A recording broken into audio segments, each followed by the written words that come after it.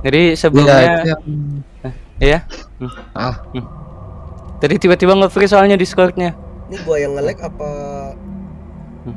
Oh, kayak gua yang nge-lag deh. Udah ya? Iya.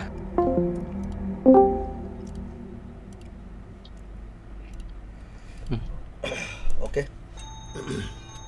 Sebelumnya aku mau tanya dulu sama Abah Raden, kondisinya udah aman di sini? Insya Allah Soalnya aman udah Mas. nggak menggigil kayak kemarin sih. Kalau kemarin kan dingin banget tuh. Hmm. Jadi udah nggak ada tekanan lah sekarang untuk cerita. Jadi lanjut ke yang tadi. Tadi kan menggambarkan situasinya lah. Tadi menggambarkan situasinya. Cuman di cerita ini banyak hal yang aku plesetin untuk menghindari privasi orangnya itu atau suku atau agama tertentu lah. Soalnya yang tadi malam ku sampein di live-nya Abah ini juga ada menyebutkan suku. Takutnya itu menjadi perpecahan lah di situ. Nah, di situasi kayak gitu, jadi karena ini rombongnya Mama, tukang batu akik, sekitar 50 meteran atau berapa meter itu ada penjual juga di sana, penjual juga. Nah, penjual ini juga satu kampung tinggalnya sama aku di Balikpapan. Nah, tempat tinggalku di Balikpapan yang pertama adalah di Balikpapan itu ada satu daerah rumah panggung. Rumah panggung yang dikelilingin sama hutan bakau. Hutan bakau itu lebat banget di sana. Hutan bakau, terus disitulah muncul keanehan di situ. Di situ muncul keanehan yang awalnya sate mamaku itu selalu rame karena banyak pelanggan yang balik lagi karena bumbunya itu enak, bumbu satenya itu enak. Nah, suatu ketika di situ tuh aneh kenapa tiba-tiba kayak nggak ada yang beli satupun lah, semacam kayak ditutupin gitu, semacam kayak ditutupin gak ada yang beli. Nah, singkat cerita di suatu malam aku sama temen-temen lagi rame main jalangkung. Cuman jalangkungnya ini bukan jalangkung boneka, tapi jalangkung yang ouija gitu. Jadi kayak tulisan gitu jalangkungnya. Nah, di situ aku main sama temen-temen dan di situ kondisi kayak normal aja, nggak ada kayak yang yang lampu dimatiin atau apa, masih normal. Cuman sebelum main jalangkung itu, aku ngedapetin, jadi aku itu bisa ngerasain sosok sama energi. Cuman aku nggak bisa ngelihat jelas. Nah, sebelum main jalangkung di situ pas mamaku, jadi sebelum maghrib itu mamaku selalu ngangetin bumbunya yang udah dimasak di pagi itu, diangetin. Menjelang maghrib kan ini posisi dapurnya adalah ini kompor, di sebelah sini ada jendela. Nah, jendela itu langsung los di hutan bakau. Hutan bakaunya itu lebat banget. Nah, di situ tiba-tiba menjelang maghrib tiba-tiba kayak ada seliweran yang masuk dari jendela itu, kayak semacam hal yang dilempar lah, cuma wujudnya itu kayak bayangan hitam gitu. Di situ aku masih kayak nggak ngeh karena aku nggak mendalami tentang hal kayak gitu. Setelah itu pas kembali di mainan jalangkung itu, mainan jalangkung, lanjut main jalangkung, tiba-tiba ada sosok yang masuk di koin itu, masuk di koin. Aku tanyain namanya nggak mau jawab. Di situ aku iseng lah sebagai anak muda, iseng di situ iseng. Aku bilang, kamu bisa nggak masukin temanku? Nah, dia ini masukin temanku ke yang cewek. Nah, masukin ke temen yang cewek, cuman aku nggak yakin nih, masa iya sih bener dimasukin gitu. Soalnya dia itu tiba-tiba diem. Di situ ku tes lah, coba kamu ketawa deh gitu kan. Dia ketawa, cuman ketawanya ini bukan kayak ketawa cewek. Kalau ketawa cewek kan kita pasti ngerti lah, cewek itu gimana kalau ketawa.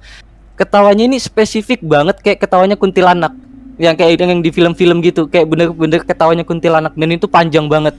Kalau dilakuin secara manusia, di situ nafas itu nggak mungkin nyampe untuk ngikutin ketawa itu. Di situ aku memberanikan diri untuk tanya secara spontan, kamu di sini tuh ngapain dan namamu itu siapa? Dia tuh ternyata kondisinya dia itu nggak punya tangan, keduanya itu nggak punya, kaki juga nggak punya, jadi kondisinya cuma kepala sama badan. Seperti itu sosok yang dijelaskan oleh makhluk itu. Terus dia itu kutanyain dia mau apa di sana, ternyata dia itu dikirimkan oleh dukun dari pedagang yang tadi itu untuk ngeludahin di bumbunya mamaku itu. Jadi ketika dibawa jualan, di situ jadinya busuk bumbunya. Jadi kayak nggak ada yang mau beli gitu. Di situ, nah itu yang kejadian pertama. Cuman di situ aku nggak bisa keluarin sosoknya. Seketika aku dibantu, jadi aku punya guru. Nah, guruku ini nanti bersambungan dengan cerita yang selanjutnya ini, yang nyambung di belakangnya. Aku telepon, di situ dibilang kamu bacain surat ini, baru dikeluarin. Ternyata aku bisa di situ. Di situ bisa, cuman sebelum ku keluarin di situ aku ada dialog sama makhluk itu. Aku bilang, kamu maunya gimana? Soalnya ini aku nggak pernah ganggu kalian dan ini aku cuma cari rezeki sama orang tuaku digituin. Cuman dia itu nggak berani untuk pulang, nggak mau untuk dikembaliin ke yang kirim itu karena kalau dia dikembalikan, dia itu kayak semacam disiksa atau diapain gitu loh. Jadi faktanya adalah kita itu bisa nyiksa makhluk halus. Untuk orang tertentu kita bisa untuk ngelakuin itu. Jadi dia itu takut untuk diapa-apain gitu. Nah di situ aku sampaikan, kalau emang kamu mau tinggal sama aku, silakan. Cuman aku nggak bisa ngasih makan. Kalau makananmu kayak sebatas nasi atau apa aku bisa. Cuman kalau makananmu minta kayak kucing atau bunga atau sesajen aku nggak bisa, aku gituin. Cuman dia dengan senang hati dia nerima untuk berteman sama aku. Dan sampai sekarang juga masih berteman baik. Nah, setelah kejadian itu singkat cerita keluarga aku tuh sering banget dikirimin santetan dari pedagang yang jauh itu tadi. Dikirimin sering banget. Sampai aku itu di situ aku yakin aku karena di kampung itu tiap malam itu ada kayak minum bir atau apa, jadi banyak botol bir lah di situ. Di situ aku tiba-tiba ngerasa nggak enak banget, kayak ada ngerasa ganjil lah di situ. Ngerasa ganjil, tiba-tiba aku refleks masuk ke rumah, matiin semua lampu, ambil botol. Jadi aku nangkep sosok itu, aku masukin ke botol. Dan aku secara spontan ternyata kepikiran untuk mensegel makhluk itu adalah masuk ke botol, dililit dengan sarung, yang habis itu ditaliin sama tasbih. Jadi itu untuk segelnya makhluk itu. Jadi benar-benar gak bisa keluar di situ. Dan di situ terjadi berulang kali, bahkan hampir setiap hari dikirimkan kayak gitu. Setiap hari banget, sampai satu titik di situ aku sampai ngumpulin 7 botol. Dan itu bahkan setelah aku 7 botol itu udah dapat, itu pun masih sering dikirimin. Cuman karena tasbih sama sarung udah habis, aku nggak bisa untuk nangkap lagi. Kebanyakan langsung kelempar, langsung kubuang gitu. Nah, klimaksnya adalah ketika suatu malam mamaku itu ngerasa sesuatu hal yang aneh. Jadi setiap subuh, setiap mau azan subuh, mamaku itu ngerasanya mati setengah. Jadi setengah badan itu mati, nggak bisa ngapa-ngapain sama sekali. Bener-bener setengah badan itu mati. Di situ aku itu sedih, nggak tahu harus ngapain. Aku tanyain gimana, dan aku ingat sama guruku bahwa kalau kamu mau mengobati, kamu itu butuh air ini, baru kamu doain ayat ini, baru kamu niatkan ini, dan itu kulakuin. Setelah itu kasih minum ke mamaku dan di situ sembuh. Di situ sembuh, lancar dan lanjut lagi lah untuk berjualan secara biasanya. Cuman orang ini tuh masih terus-terusan untuk mengganggu gitu loh. Untuk ngirimkan itu terus-terusan, nggak kapok lah di situ. Jadi karena suatu malam nih, tiba-tiba mamaku itu telepon, Vin, ini kenapa ya jualan mama ini kok sepi banget, digituin kan, kok sepi banget. Jadi di situ aku bingung tuh. Aku suruh lah tanya mamaku ke penjual batu akik, soalnya aku tahu dia itu punya komunitas paranormal gitu. Aku suruh tanyain, ternyata katanya penjual batu akik itu di rombongnya mamaku itu pas di pinggir jalannya, di sana ada wewe gombel yang gede banget, wewe gombelnya. Dan itu bener-bener wewe gombel yang gede banget. Dan batu akik itu bilang ke mamaku, Bu, itu minta tolong ke anaknya aja, siapa tahu bisa narik dari rumah. Nah, di situ aku coba untuk yakinin diri, tiba-tiba spontan bahwa aku itu yakin bisa untuk ngambil itu. Dan di situ aku dengan obrolan di telepon, jadi aku HP-nya mamaku aku suruh kasih ke penjual batu akik. Terus aku lanjut di telepon. Jadi aku secara spontan aku ngarahin tanganku ke atas untuk ngambil lehernya. Soalnya untuk ngambil makhluk itu kita harus mencapai di lehernya untuk biar dia nggak bisa ngelawan. Kita ambil di lehernya. Setelah itu aku tanya, karena aku udah ngerasa nyentuh, di situ aku tanya lah, Om, ini tanganku udah di mana ya posisinya? Nah, di situ batu akik itu bilang, itu tangannya naikkan lagi, itu masih di tetenya, bilangnya gitu kan. Jadi aku kayak, oh iya, jadi aku naikkan lagi. Nah di situ aku naik kursi untuk dapetin lehernya, naik kursi. Jadi posisiku adalah kita kan di rumah, jadi ada kayak kusen, cuma kusennya nggak ada daun pintunya. Jadi aku posisinya di tengah-tengah kusen itu. Di situ aku narik di lehernya, ketika aku dapat, di situ aku langsung tiba-tiba diangkat. Dan aku ngerasa diangkat adalah di sini udah mentok di kusen. Ini di kusen, ini di plafon, udah bener-bener mentok. Selang berapa detik, di situ aku dibanting. Cuman untungnya dibanting aku masih megang sosok itu. Karena aku nggak mau negatif sendirian atau gimana, aku coba suruh mamaku pulang. "Mah, coba pulang deh ke rumah." Mau aku pulang ke rumah, di situ coba aku suruh ngerasain, aku suruh nyentuh deh ke situ, dan emang bener energinya itu beda, energinya beda banget. Karena aku nggak mau berpikiran jelek sendiri, di situ tetangga aku suruh panggil, di situ datang anaknya, istrinya, suaminya datang lah. Aku suruh cobain lah satu-satu nyentuh. Di situ emang bener-bener beda lah, beda banget untuk energinya disentuh di situ. Nah di situ karena aku udah nggak ada stok sarung atau tasbih lagi, di situ aku coba untuk ngelawan, dan di situ dibantuin, dan akhirnya dia mau untuk pergi, bahkan nggak balik lagi. Nah nggak balik lagi terus selang berapa lama tiba-tiba ada satu orang wanita datang ke warungnya mamaku, ibu-ibu, dan kebetulan di sana aku lagi bantu jagain sama mamaku, jadi aku ada di lokasi itu langsung. Dan si ibu itu tiba-tiba, bahkan padahal aku nggak tahu itu siapa, tiba-tiba ngomong ke mamaku, "Bu, itu anaknya ya?" Nah posisinya aku itu duduk di kayak meja gitu, duduk, tanya. Terus mamaku bilang, "Iya itu anakku, kenapa?" digituin. Nah tiba-tiba ibu ini bilang, "Anaknya jangan diikutin campur ya, kasihan masih kecil," digituin. Nah mamaku ini bingung dong, ini maksudnya apa gitu kan. Nah secara nggak sadar dan spontan aku itu tiba-tiba langsung kelilingin rombongnya mamaku, dan aku nggak tahu itu ngapain.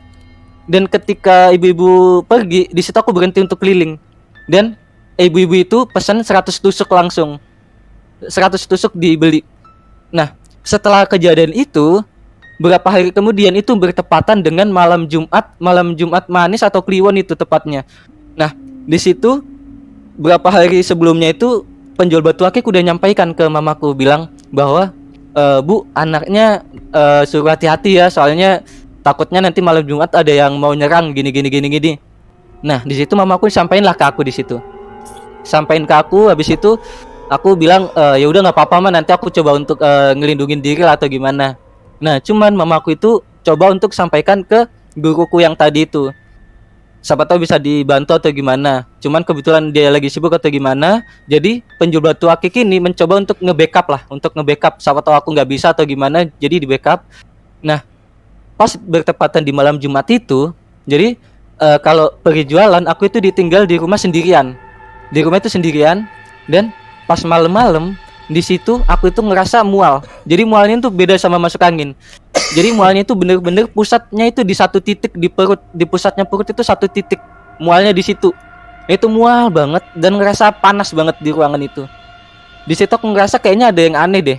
Nah secara spontan aku tiba-tiba ngambil rokok Ji Samsu, rokok kretek gitulah, rokok kretek sama kopi pahit, kopi hitam.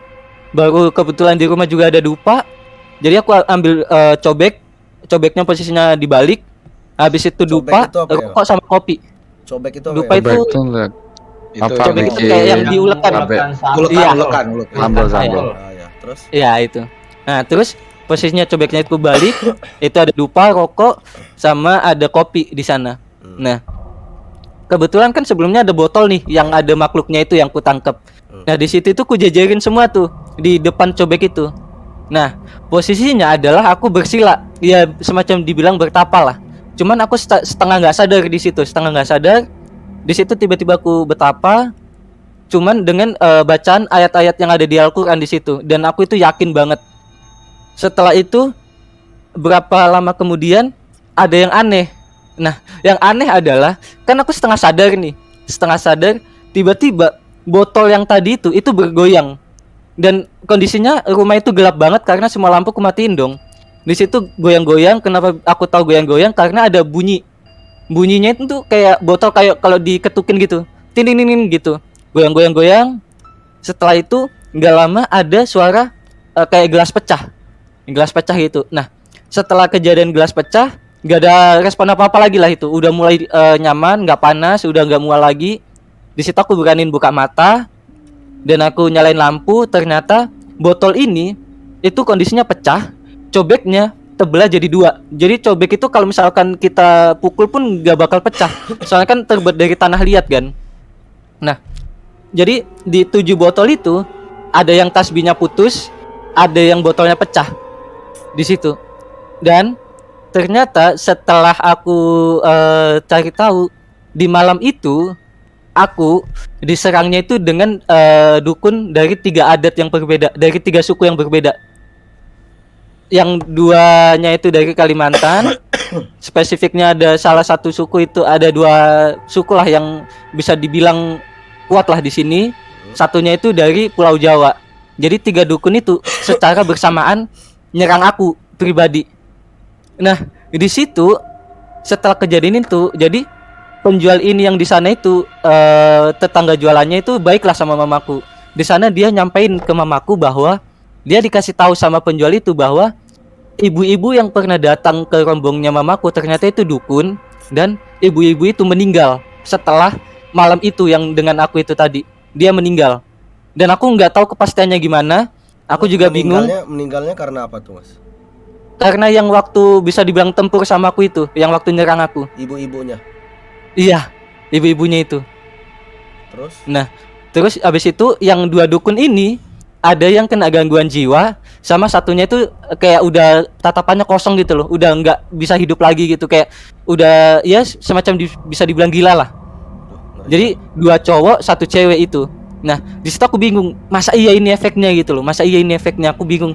Karena aku kan dibilang masih kecil, itu masih baru lulus SMP lah di situ, sekitar umur 16 tahunan. Kan aku masih bingung kan, ini gimana, kenapa aku bisa gitu. Dan di situ pun aku sedikit ada penyesalan lah. Penyesalan dalam arti kayak, masa aku ngebunuh orang sih, karena kan aku nggak tega lah untuk ngebunuh orang kayak gitu-gitu. Nah, tapi Mas cuman ngerasa itu gara-gara Mas ngerasa karena setelah kejadian perang itu baru dapat infonya itu di situ. Nah, ternyata ketika dibalik garis itunya ke belakang, garis hidup ke belakang, bahwa jadi ini udah bukan aib keluarga lagi karena mama juga udah sering cerita sama temen-temennya. Jadi gini, dulu waktu entah mamaku lagi hamil aku atau sebelum hamil aku, papaku itu lagi sering keluar ke kota. Nah, di suatu hari papaku itu ke kota, ditanyain sama mamaku, pulang kapan? Papaku jawab, pulang besok sore kalau nggak malam. Cuman anehnya ketika malam itu papaku ini pulang. Nah, pulang, cuman dia itu pulangnya itu dalam kondisi diem, gak mau ngomong dan apapun. Nah, mamaku sebagai istri yang baik, dia melayani lah suaminya itu kayak mana. Capek kali ya. Nah, ya terus malam hari di situ mamaku berhubungan intim malam itu. Terus setelah itu mamaku ngerasa ada yang ganjal nih. Kenapa dia nggak ada ngomong sepatah kata pun di situ. Nah, di situ mamaku coba ngucap istighfar sambil ngelus tangannya. Dilus tangannya, ternyata di situ langsung wujudin sosoknya. Dan sosoknya adalah itu genderuwo. Itu genderuwo gede banget di situ. Dan mamaku langsung kaget karena dia antara takut sama kaget. Jadi dia itu cuma diem, kayak jadi batu gitu dia diem gitu kan. Nah, di situ entah itu lagi hamil aku atau lagi sebelumnya hamil aku ya. Nah, setelah itu singkat cerita aku lahir. Di situ aku lahir. Nah, setelah aku lahir itu dengan kondisi yang nggak normal. Itu beratnya itu kayak melebihi dengan bayi normal lah. Bebat. Dan aku dalam perut itu, kalau bayi normal kan 9 bulan. Nah, aku dalam perut itu 1 tahun 12 bulan di dalam perut. Dan pas ketika lahir, di situ aku udah banyak kotoran di badanku, banyak banget kotoran. Nah, setelah lahiran, sebelum mama aku sadar ngelihat bayinya, di situ mamaku mimpi. Di dalam mimpi itu ada 11 bayi yang dijejerin. 11 bayi dijejerin, ada 1 bayi yang jelek banget mukanya, dan di situ mamaku disuruh pilih tuh. Disuruh pilih sama sosoknya itu kakek-kakek tinggi. Disuruh pilih. Mamaku ini tuh dengan spontan ngambil bayi yang paling jelek banget di situ. Dan di situ mungkin mamaku sadar itu aku yang diambil. Dan singkat cerita ketika aku umur berapa, sekitar sebelum setahun. Nah, sebelum setahun itu, jadi kondisinya badanku itu bersisik. Bersisiknya itu entah kayak ular atau ikan gitu. Dan itu pernah dilahirin ke rumah sakit, nggak ada gejala apapun, bahkan itu sehat. Nah, terus dan itu ada saksi hidupnya adalah kakaknya mamaku. Soalnya ketika ke pasar mamaku itu kayak dituduh pesugihan atau gimana. Cuman kakaknya mamaku Guys, itu tolong kayak ya ngebela lah. komennya ya. Enggak kok ini lo adikku Gua lo kayak pengen gini ngakak gini gini anjing, lu gitu. jangan kayak Nah, gitu, guys. di situ kayak ada yang ganjel lah. F, Di F. situ bingung. F. Nah, singkat cerita ketika aku masih di Surabaya belum pindah ke Kalimantan. Jadi mamaku itu punya temen tukang servis HP di Surabaya. Jadi dia itu salah satu guru pencak silat yang mendalami ilmu dalam di salah satu perguruan pencak silat. Nah, dia itu bisa lah untuk ngebaca, ngebatin atau punya ilmu-ilmu yang bagus lah. Nah, di situ aku ikutlah diajak. Nah, kondisinya di situ aku itu masih di luar. Nah, ketika papa masuk, si guru ini tuh kaget, tanya kan, "Bu, ibu kesini bawa apa? Kok tiba-tiba anginnya kencang?" digituin kan. Nah, mamaku kaget kan, dibilangnya, "Enggak kok, aku cuma bawa anakku yang ketiga sama yang kedua." Nah, di situ disuruh masuk. Di situ aku masuk lah. Di situ masuk, tiba-tiba disuruh diem tuh. Disuruh diem, aku diem lah. Karena aku nggak tahu apa-apa. Di sana mulai ngelihatin, si guru itu coba ngelihat aku itu apa. Ternyata yang dampingin aku itu sosoknya adalah genderuwo. Dan itu bukan genderuwo yang seperti biasanya. Kalau genderuwo biasanya itu kayak ukurannya cuma segini nih. Tapi yang punya aku ini kayak udah rajanya gitu loh. Jadi yang udah gede lah, udah yang rajanya lah kayak gitu. Abang-abangan Nah. genderuwo. Ya bisa dibilang kayak gitu. Nah, di situ aku bingung kan, maksudnya gimana sih gitu kan. Nah, setelah itu karena aku nggak tahu apa-apa, jadi rumahnya kan dalam gang. Cuman pas di pintu masuknya itu kalau kita lihat ke sana ada pohon gelap. Nah, aku disuruh lihat ke sana tuh. Coba deh kamu lihat ke sana. Pas ku lihat, di situ emang ada sosok genderuwo dan aku disuruh perintahin. Di situ aku disuruh perintahin tuh. Coba kamu suruh perintahin dia pergi. Nah, aku coba ngomong ke hati. Tiba-tiba dia pergi betulan dan dibilang di situ, iya karena dia takut sama apa yang ada di belakangmu digituin. Oke. Nah, bentar Mas. setelah itu ya. Sorry motong. Ya. Gue penasaran sosok genderuwo tuh kayak gimana ya? Sosok genderuwo itu jadi untuk perawakannya adalah hantu yang gede banget. Kalau di film-film itu kayak buto hijau yang gede banget gitu. Cuman badannya itu hitam, bulu, penuh bulu malahan. Jadi dia nggak kalau- pakai baju gitu. Iya, nggak pakai baju. Jadi bulu penuh semua. bulu. Iya, betul, penuh bulu baru dia kalau genderuwo yang kuat, dia itu ada taringnya. Jadi taringnya tuh kayak panjang gitu. Dan matanya tuh merah banget matanya.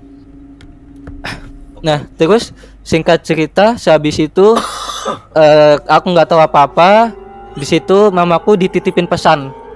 Nanti ketika anakmu udah 17 tahun, coba bawa ke sini lagi. Entah itu untuk dibelajarin lebih jauh atau dikasih wewenang apa aku nggak tahu. Cuman sayangnya adalah aku udah pindah ke Balikpapan. Jadi aku nggak bisa balik ke sana lagi. Nah, cuman di situ juga aku ingat dititipin pesan bahwa jangan sampai aku ini bisa diambil sama orang yang ilmu hitam. Soalnya untungnya guruku adalah ilmu putih. Jadi melakukan hal yang baik lah. Karena yang disampaikan adalah bahwa aku ini bisa dimanfaatkan dengan dukun-dukun di ilmu hitam itu. Bahkan dukun ilmu hitam pun nggak ada yang bisa ngelawan aku. Aku pun nggak tahu itu. Soalnya ketika aku ngelakuin apapun aku ngeserahin diri ini tuh ke Tuhan lah. Oke, Soalnya itu aku sebagai perantara lah kayak gitu. kata guru Mas. Iya, itu kata guru. Soalnya yang disampaikan adalah setelah dilihat kalau orang paranormal biasa itu cuma ada satu titik cahaya di sini. Kalau orang paranormal biasa ya ada satu cahaya titik di sini. Cuman anehnya adalah aku itu ada 2 titik cahaya di sini. Dan kemarin juga sempat kubuktiin untuk kirim energi ke Abah Raden dan kemungkinan di ACC juga dan sepakat bahwa emang benar ada 2 titik cahaya dan di situ ternyata emang untuk dimanfaatkan dengan ilmu hitam itu sangat dibutuhkan. Soalnya jarang banget ada orang yang punya ilmu kayak gitu. Seperti itu. Nah, setelah itu ternyata aku bisa untuk ngelakuin itu dan setelah aku inget-inget yang disampaikan sama guruku yang kemarin, ternyata yang meninggal itu yang pas diserang itu emang beneran kita lagi perang gitu. Bener-bener lagi perang. Soalnya aku pernah juga dimasukin, jadi genderuwo ini karena disampaikan guruku adalah itu pendampingku.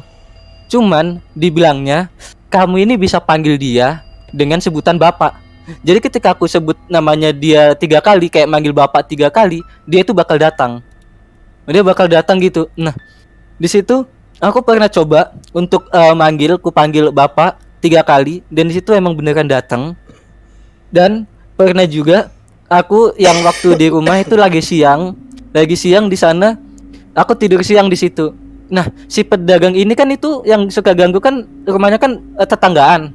Nah, dia tuh kayak suka ganggu juga ke rumah, tiba-tiba ke rumah teriak-teriak gitu lah, nggak jelas. Nah, di situ aku keganggu lah karena aku lagi tidur. Di situ aku keganggu, tiba-tiba aku refleks manggil bapak. Nah, mamaku ini udah hafal kalau misalkan aku dirasukin genderuwo, posisinya itu udah beda. Kayak posisinya kayak orang kayak bapak-bapak yang udah siap banget lah. Dan suaranya udah gede banget. Oke. Suaranya itu udah ngebas banget lah gitu. Itu bisa lu panggil kapanpun ya, Mas? Bisa aku panggil kapanpun. Bisa nggak, Mas, dipanggil sekarang, Mas? Bisa. Kira-kira. Mungkin kalau bisa ngerasain itu kemungkinan Abah Raden sama Mas Anggi, siapa tahu bisa dibantu AC sih. Gini Mas, Iya. yang lu lakuin tadi malam coba. Ini kan ada Mas Anggi nih, Iya. ya kan? Sorry Mas ya, Coba. gue masih agak kurang sehat. Nggak Coba apa-apa. lu lakuin ke Mas Anggi, coba. Iya, yang Biar transfer Mas energy Anggi, itu ya. ya, coba Iya. Mas Anggi lu bisa nggak gitu loh, dalam artian untuk ke Mas Angginya. Kalau ke gua kan udah konfirmasi secara langsung. Iya. Coba ke Mas Anggi sebelum tadi ke kau manggil siapa yang kau maksud bapak tadi. Iya. Mas Anggi on cam aja ya, nggak apa-apa. Ya boleh. Iya. Mas Anggi tinggal terima aja yang ku transfer. Jadi Icus. tinggal diterima. Icus jangan Jadi takut ngikutin apa yang kulakuin aja. Gitu ya. Boleh. Sama ke gua kalau bisa, nggak apa-apa. Ya boleh. Asal konsentrasi aja, Bah. Ya. Sama-sama konsentrasi. Jadi coba kita mulai ya.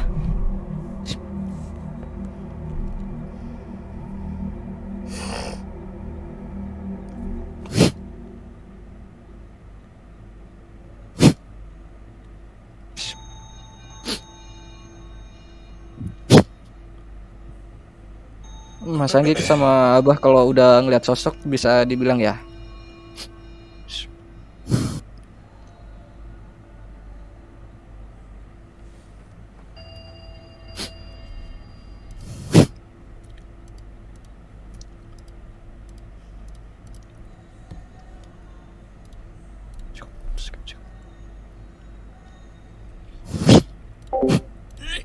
Mas Anggi udah lihat sosok, Belum? bisa lebih konsen lagi sama lebih dalam.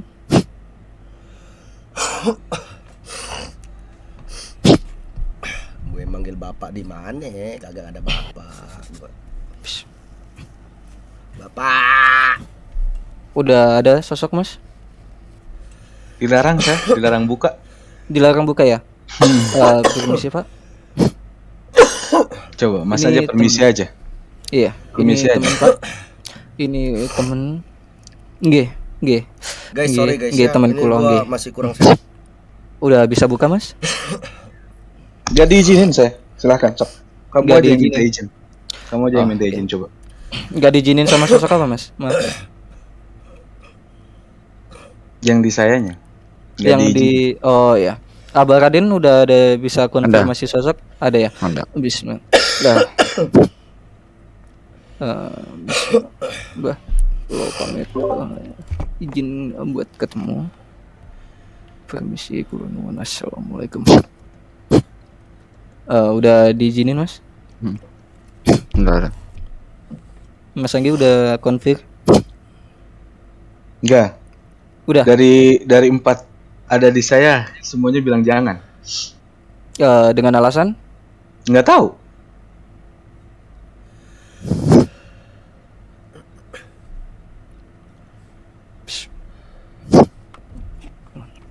Udah mas, jangan ditembus mas, Jangan dipaksain Mas, jangan. jangan ditembus mas. Tapi udah ngerasain ada hal aneh. Kalau saya sih ngerasain, cuman nolak. Ngerasain. Saya nggak bisa lihat apa-apa. Cuman dari pihaknya Mas Anggi nolak ya? Iya. Oh, oke. Bukan saya Sebetulnya- nolak ya. Bukan saya Iya, nolak iya. ya. Nah, Maaf, Iya, mau- ngerti. bukan saya nolak. Soalnya ada yang bilang juga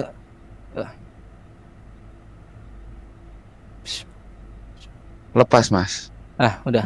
lepas. Nah, Jadi tadi Kenapa itu? Tadi Cuman barusan kenapa? agak susah untuk pamitnya karena ada lumayan banyak. Kenapa itu Mas? Barusan Cuman di Abah tadi udah ngerasain ya, udah konfirmasi. Ya karena kan kalau gua bebas selama nggak berniat jahat nggak masalah. Iya. Mungkin memang dari Mas Anggi mungkin lagi nggak cocok tahu. gitu ya. Nggak Lagi tahu, nggak kan. cocok Kalau gitu. Kalau gua saya kan sih udah dapet- buka. Iya. Kalau saya sih buka-buka aja. kagak ngerti gua, Pan. Jadi Jadi untuk gini, iya. untuk Iya, bisa dijelasin penjabarannya sama tuh, Abah. penjabarannya tuh dia tuh cuma transfer. Kalau orang yang dia transfer itu adalah orang yang mempelajari ilmu tenaga dalam dan lain sebagainya, itu tidak terlalu sulit untuk kita itu mengirim suatu pesan lah ataupun suatu energi untuk menyatukan frekuensi gitu loh.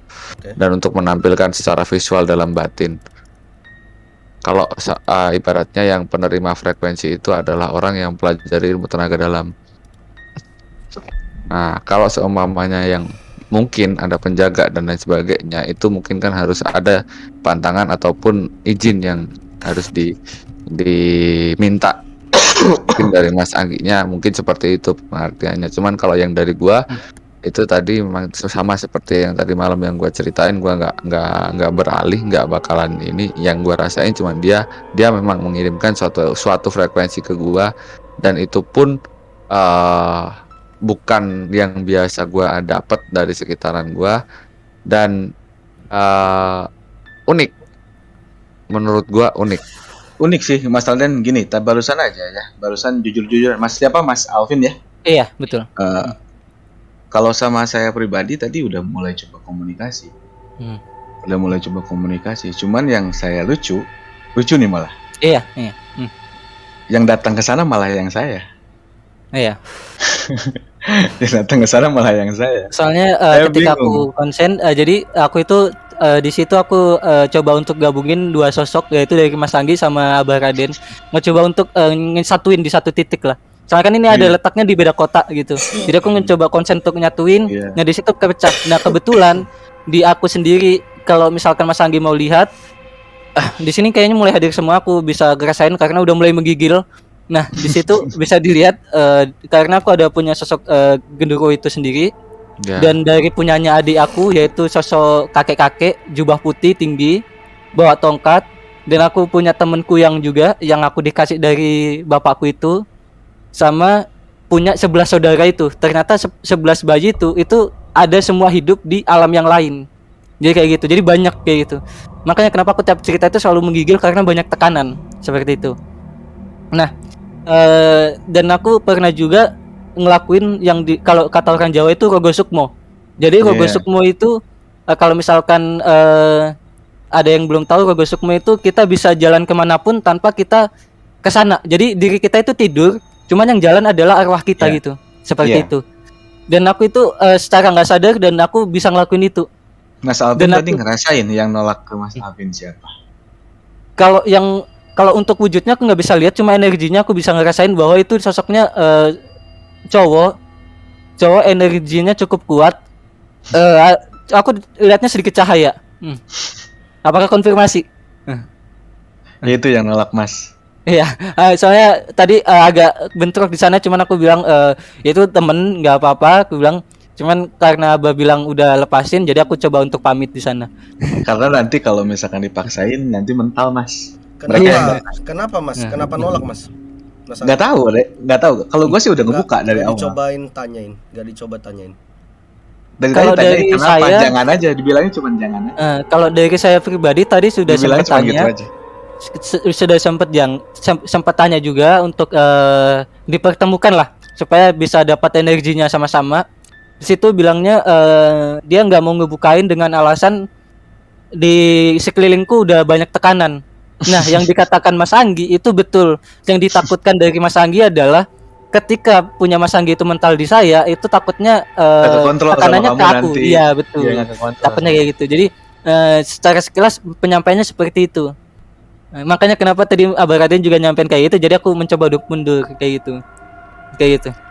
Maaf ya Mas. Iya, nggak apa-apa. Ada energi wibu mau nyambung guys kayaknya. Nolak. Boleh lanjut Mas.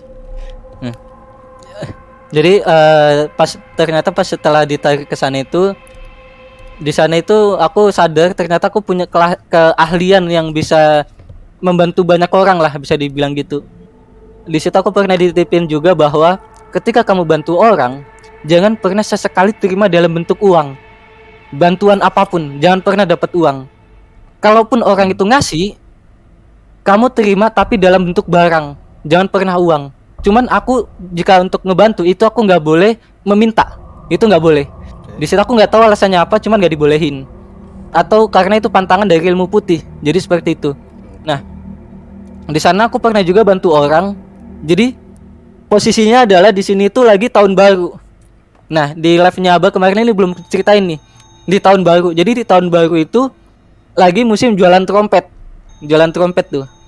Nah, jadi kan di jualan itu kan di sisi sini itu golongannya mamaku, di seberang sana itu banyak juga yang jualan dengan satu orang yang suka main dukun itu. Nah, di sana jualan trompet juga ada yang beda-beda lah. Nah, di sana yang aneh adalah orang yang beli adalah yang pakai dukun itu pada beli di sana semua. Sedangkan yang di sebelahnya nggak ada yang lihat sama sekali. Nah, suatu hari ketika itu sore hari hujan, aku tuh lagi main PS sama tetangga, main PS di rumah tetangga. Tiba-tiba papaku ini kan, mama sama papa ini lagi main lah ke penjual trompet itu. Main, tiba-tiba hujan-hujan papaku itu jemput aku di rumah tetangga, dijemput dengan muka panik. Di situ mukanya panik lah. Panik. Sorry Mas Habis Alvin panik. motong bentar. Sorry Iya. Mas Alvin motong. Iya. Ini yang pakai tongkat siapa? Punyanya adikku. Katanya jangan terusin cerita yang barusan. Nggak tahu kenapa. Tar. Nggak tahu. It's okay, nggak Nggak apa-apa. tahu nih. Nggak Oke, apa-apa. kita kaum Oke, dongo. lanjut aja biar seru ya. Soalnya udah Kita bisa kaum kendalin dongo, juga. diem kok. aja Nggak guys tahu ya. ada berhubungan ada apa nggak tahu. Ikutin aja udah. Alur Soalnya yang ceritanya ya. ngebantuin sosok itu juga. Saya yang ngebantuin. Jadi tar, aku izin dulu ya Mas ya. Tar. Monggo. Sama Mas katanya nggak didengerin. Barusan Itu minta yang, izinnya ke itu saya. yang tadi Iya. itu yang tadi malam ku sampaikan Mas Anggi. Oh sebelumnya emang udah pernah ngobrol ya? Enggak ya, Iya. udah kulihat gitu. Iya, kalau di Abah kemarin di sisi sini nih lagi berdiri kayaknya. Jadi nggak apa-apa, aku lanjut aja. Kalau misalkan ada di Mas nanti bilang aja, suruh balik ke aku, nggak apa-apa. Aku bisa handle karena itu yang ngebantuin kemarin. Nah, pas dijemput, nah di sini aneh nih. Dia itu muka papaku panik, hujan-hujanan, deras banget hujan. Tiba-tiba aku langsung ditarik, ayo ikut aku bantuin nih, nah kasihan ada yang kesurupan digituin. Aku kira itu kesurupan biasa tuh. Nah, aku ikut set di rumahnya itu pinggir jalan. Dia kan jualan trompet. Jadi stok trompetnya itu banyak. Itu daerah mana Mas? Sorry. Balikpapan. Balikpapan. Di Mas. Balikpapan Oke. juga. Iya, masih di Balikpapan. Terus? Jadi diceritain itu semuanya di Balikpapan. Nah, di sana aku udah ngelihat satu ibu-ibu udah kesurupan dan dia itu nggak mau ngomong sama siapapun. Nggak mau ngomong sama Ibu-ibu siapapun. Siapa ini? Ibu-ibu jualan trompet. Penjual trompet, iya. Oke.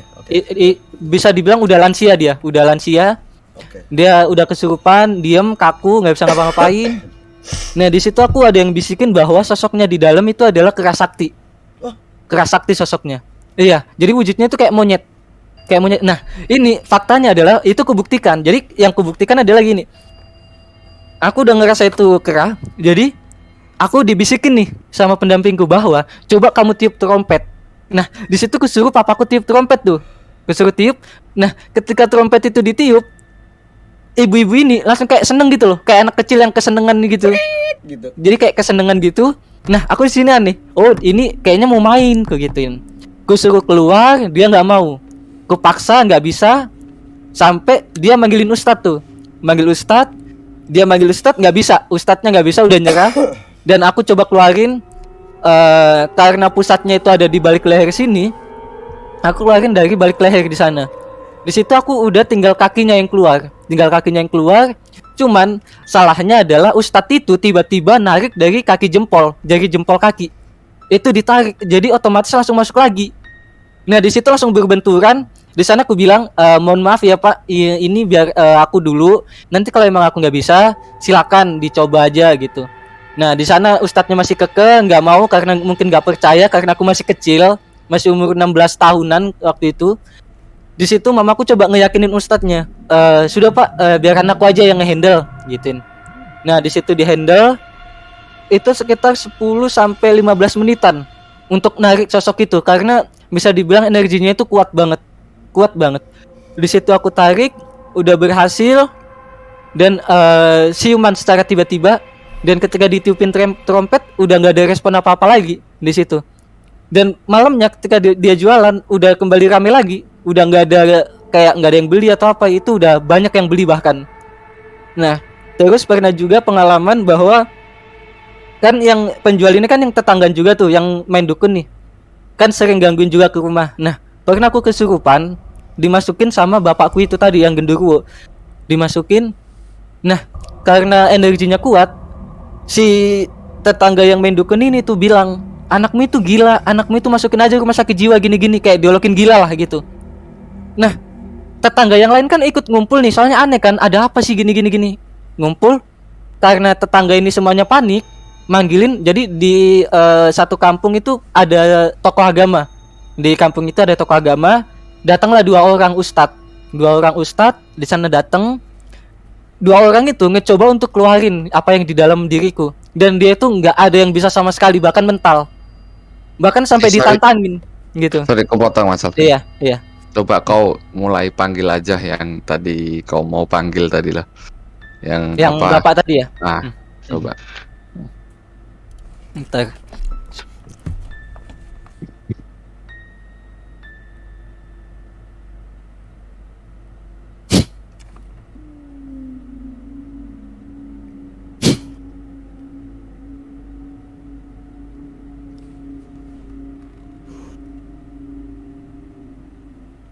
Udah bisa ngerasain apa di sekitar? Belum tahu, belum ada. Soalnya kalau dia datang pelan-pelan, aku mulai gigil dikit. Ini mulai dari kaki sih dinginnya. Mungkin bisa sambil lanjut ku ceritain ya. Saya tahu responnya nanti kayak semalam bisa tiba-tiba datang dengan ngasih respon, entah itu ngasih goyangan atau apapun itu ya. Ya kayak tadi malam itu, Iya. tadi malam kan. Jadi banyak tuh. Jadi ini ceritanya aku fokusin ke si bapak itu tadi di cerita ini. Jadi di pas kesurupan itu mental, bahkan ditantangin tuh sama bapakku tadi, itu ditantangin. Siapa yang berani sama aku, sini ayo maju, biar kalian mau berapa aku berani, digituin.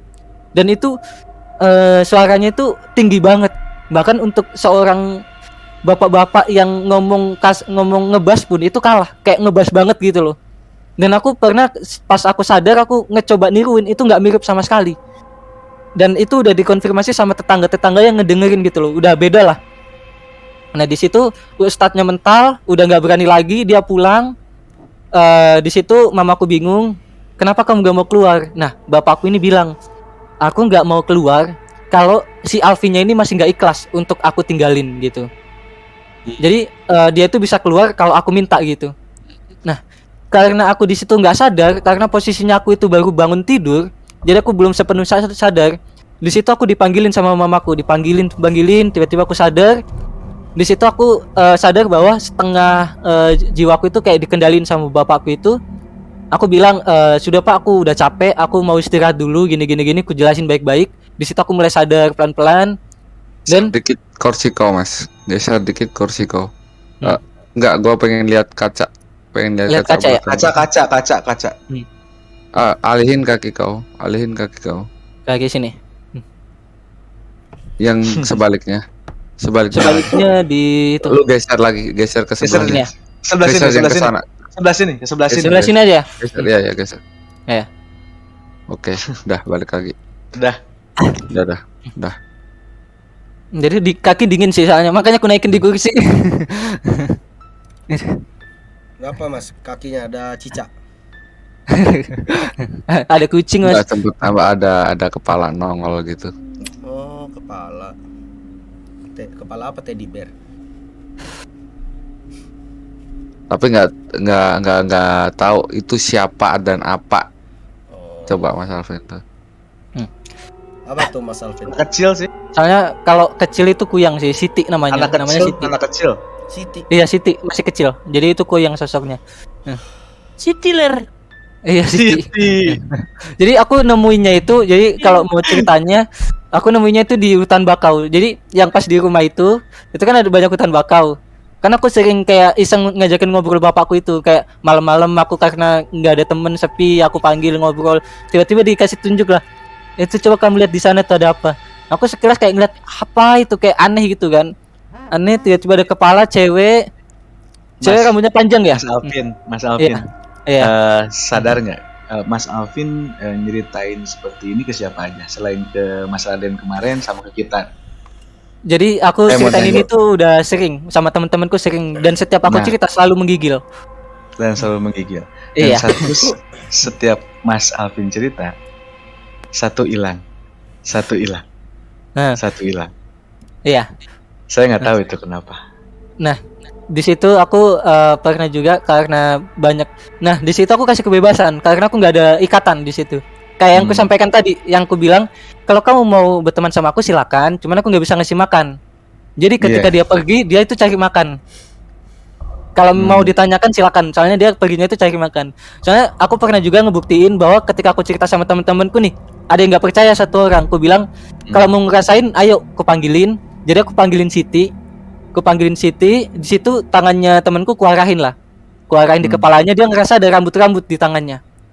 Dan di situ ku coba ku buka hidungnya, penciumannya ku buka, di sana dia ngecium darah amis banget yang udah berhari-hari kayak udah nggak diperban lah, amis banget. Dia udah nggak kuat, ku tutup, ku suruh turunin tangannya, dan dia ngerasa kayak ditetesin darah. Dan dia coba ngeraba di sana kayak ada ngerasa megang kayak kenyal-kenyal, entah kayak tekstur jantung gitu. Mas, tapi Seperti barusan kan Mas Alvin Iya. bilangnya apa tidak ada perjanjian dengan si semua makhluk ini ya. Perjanjian itu cuma maksudnya di ya, Bapak. sebentar. Iya, Jadi gini, iya. maksudnya dengan Mas Alvin sendiri itu Iya. tidak ada perjanjian gitu kan. Iya betul. Nah, tetapi kenapa semua yang bilang ini ke saya, Iya. semua ini nggak boleh pergi sama Mas sendiri. Kalau nggak boleh pergi, nggak boleh pergi, aku nggak pernah ngucapin itu. Saya nggak tahu ya, cuma Iya. yang saya dengar seperti itu. Iya, kalau nggak boleh pergi, kemungkinan ya bukan dari aku. Jadi dalam keluarga ini itu yang bisa ngerasain bapak ini adalah aku sama mamaku. Yang paling sensitif adalah mamaku. Jadi ketika aku nakal atau apa, pasti bapakku ini nyampein ke mamaku. Jadi aku nggak bisa nakal sama sekali gitu loh. Kayak cepu lah bahasanya, cepu gitu. Jadi mungkin mamaku bilang ke bapak bahwa untuk nyuruh jagain aku. Kayak gitu, dan si bapakku ini tahu bahwa aku punya teman banyak di sekeliling. Kemungkinan yang nggak ngebolehin adalah si bapakku itu. Dan soalnya untuk interaksi langsung di semua sosok yang ku punya, itu aku jarang banget untuk interaksi. Kebanyakan bahwa aku ke bapakku itu sendiri sama dua saudaraku. Jadi dua saudaraku ini sosoknya adalah buaya sama ayam. Gitu Seperti ya. itu. Mas Alvin, sorry ku potong nih ya, Iya. karena udah mulai nggak kondusif.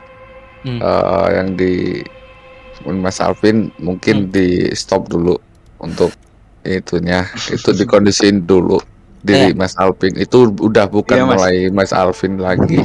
Nggak, aku coba stabilin dulu ya. Enggak Nggak, maksudnya gini. Kalau maksud gua gini, lu ditenangin diri dulu sendiri tanpa ada gangguan lain. Mas Alvin tahu caranya seperti apa. Karena kalau gua ngerasa Mas Alvin ini udah nggak begitu kondusif banget untuk situasi di sekelilingnya dan juga Mas Alvinnya sendiri. Iya. Nah, Mas nanti Alvin mungkin ternyata belum kalau bisa ada- kontrol semua ini. belum bisa kontrol Mas Belum Alvin. bisa kontrol Iya, ternyata. nggak bisa kontrol karena kebanyakan itu, banyak tekanan Iya, gitu. makanya itu gua nggak mau terjadi apa-apa di depan kamera lu Iya. sendiri gitu loh. Ya, Intinya jadi begitu. Oke. supaya oke. Mungkin Nah, kalau jadi- misalkan Betul, Mas. mau lanjut cerita selanjutnya, aku bisa kondusifin sebentar untuk supaya ada satu sosok aja di sini supaya nggak terlalu banyak tekanan. Mungkin Abah bisa konfir juga. Aku Cukup coba sih, untuk Mas. Nggak berani gua cukup konfirmasi. atau cukup ya? Nggak berani. Cukup sih. Karena gua mereka berani sendiri konfirmasi. udah bilang. Gua nggak berani tanggung. Gua nggak berani tanggung karena ada satu hal yang buat gua ngucapin hal seperti itu karena gua memang ngerasa emang nggak bisa gitu loh. Iya. Nggak bisa untuk ke arah sana. Kalau gua ngomong udah nggak bisa, Ya, beneran baik. gua nggak mampu gitu. Itu Iya, aja. iya. Jadi Makanya saya bilang, Mas Alvin, Mas Alvin, maaf, motong. Iya, Makanya iya. tadi saya bilang, kenapa tadi kan bilangnya tidak ada perjanjian? Iya. Nyangkutnya ke situ ya. Dan Iya, mereka betul. kalau misalkan ketika itu merinding, ketika diceritain semuanya, ini semuanya bilang ke saya sendiri. Saya Nah. tidak boleh pergi dan saya harus disitai di situ. Iya. Terus apa yang Mas lakuin sekarang itu bukan Mas. bukan Asli. Mas Alvin. Lama kelamaan udah bukan Mas. Nih. Udah mah bukan Mas Alvin gitu. Mending di netralisir dulu, Iya, didinginin aku dulu. netralisir. Gitu silakan. Itu Terima udah kasih mulai. Mas Alvin. Iya, Thank you, makasih banyak. Makasih udah dikasih sharing-sharing banyak banget ya. Thank Kita you, loh Mas yang Alvin. makasih banyak udah Terima mau kasih. sharing. Berbagi Iya. pengalamannya. Ingat Mas Alvin ya, jaga diri baik-baik. Aman, Mas. siap.